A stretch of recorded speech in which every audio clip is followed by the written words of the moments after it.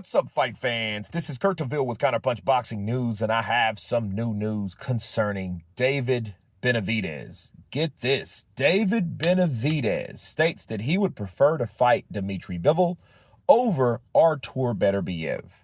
And his reasons behind it is he has sparred Dmitry Bivol. He thinks Dmitry Bivol,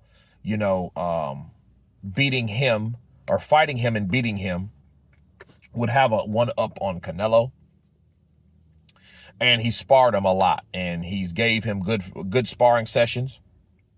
They went back and forth, and he knows Dmitry Bivol because of those sparring sessions. And let me counterpunch. What sticks out at me is, for one, why are you worried about who Dmitry Bivol beat? Why are you worried about Canelo? Dmitry Bivol is an elite fighter. He's a champion or a former WBA champion. And him beating Canelo shouldn't hold any regard of why you want to fight him. I mean, I think that's, mentally that's not healthy. You know what I mean? Like, if you have some other fighter that much on the brain where every time you look around, you have to mention him in some shape, form, or fashion. Either it's who beat him or what he's doing and what he has going on. If you have to have that type of mindset, that's not really healthy. It's not. Okay? That's for starters. Because even if you beat Bivol, if Bivol beats Beterbiev, if you beat Bivol, then you can say, oh, well, I'm better than Canelo. You're still flawed, bro. Because it doesn't matter if you're a fan, diehard, casual, or even whatever you say you are. Even if you're a fighter, you can learn something from Beterbiev with Counterpunch Boxing News. You can learn that triangle theories do not work. So if he thinks that if just by beating Bivol, he will label himself better than Canelo, and you've never fought Canelo, you are mistaken. That is not how it works. See, we learned that over 50 years ago. I mean, over 50 plus years ago. When Muhammad Ali lost to Joe Frazier, Joe Frazier lost to Foreman. Foreman lost to Ali, right? That's how that works. Styles make fights work. Not one guy beats another guy, so that guy that beat that guy will automatically beat the guy that he beat. No, none of that. That's too many steps that could already go wrong. You see what I'm saying? So him thinking like, hey, let me try to compete with Canelo still by fighting Bivol is bullshit. Let's just call a spade a spade. It's bullshit, okay, on so many levels.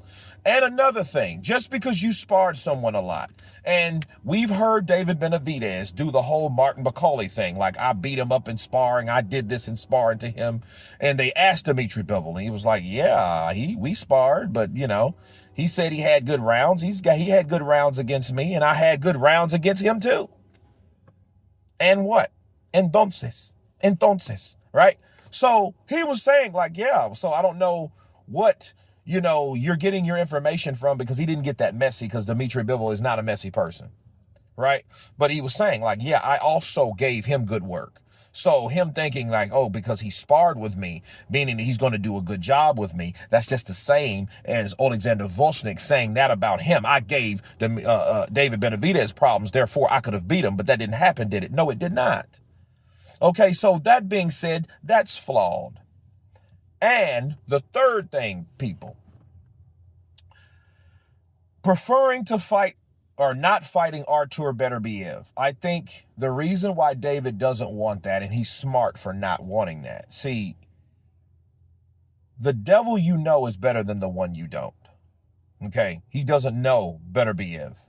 He just knows that he is in the same circle as Beterbiev. With who?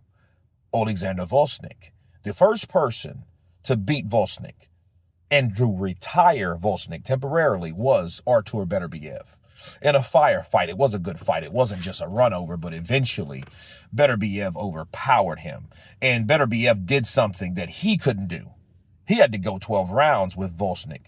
And then that consisted of him throwing everything, including the kitchen sink, at this guy. and he didn't go nowhere. He couldn't even drop him. He couldn't put him down. He couldn't do anything of the sort, where Beterbiev just punished this dude until he just beat him, until he just couldn't fight no more. And because of that, I think that did mental health issues or something to his mainframe. You know what I'm saying? That made him get the hell out of Dodge for a while, to take a long hiatus from the sport. Okay, he came back to, of course, spar with guys and stuff like that to stay in shape. But, you know, he decided to, you know, let me get off this ride. Let me get off this ranking system, because Beterbiev did something bad to me that I didn't like. And I think David Benavidez sees that, like, look, that dude from Russia, in Canada, by way of Russia, did something to Volsnik that I couldn't do. Okay. And I don't think David liked that. I think, you know, he doesn't want to get in there with a guy that may take him out. Because, see, one thing about Bivol, you know, I think he's safer with Bivol because he sparred with Bivol, because he's tasted his power. He's never tasted Beterbiev's power.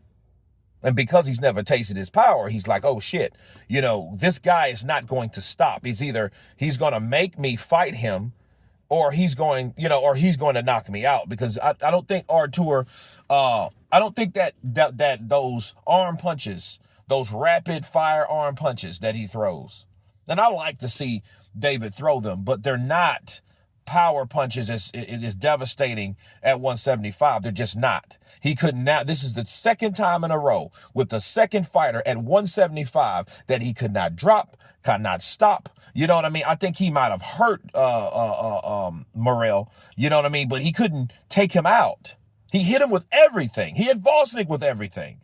But Beterbiev is a different story. And I think he knows that, because he knows with the style Beterbiev has, he's not going to stop until somebody's ass is gone.